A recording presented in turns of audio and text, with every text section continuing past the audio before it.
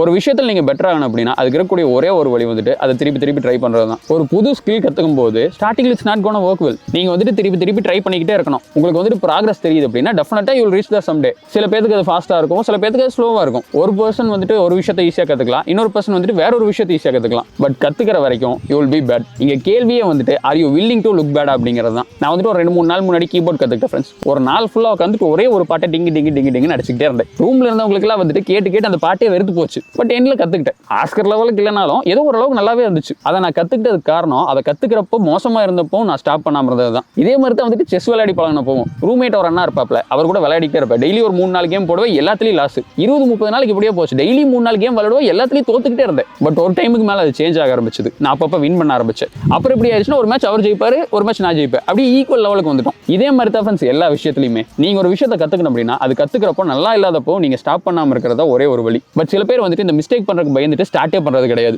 இது பண்ணால் மற்றவங்க நம்மளை என்ன நினைப்பாங்க, நம்மளுக்கு வரலினே என்ன பண்ணுறது அப்படின்னு சொல்லிட்டு ஸ்டார்ட்டே பண்ணுறது கிடையாது. ஒரு கோட் சொல்லுவாங்க friends, you either make mistakes or you don't make anything at all. Either நீங்கள் மிஸ்டேக் பண்ணி கற்றுப்பீங்க. ஒருவேளை அந்த மிஸ்டேக் பண்ணுறதுக்கு பயமாக இருந்தால் நீங்கள் ஸ்டார்ட்டே பண்ண மாட்டீங்க.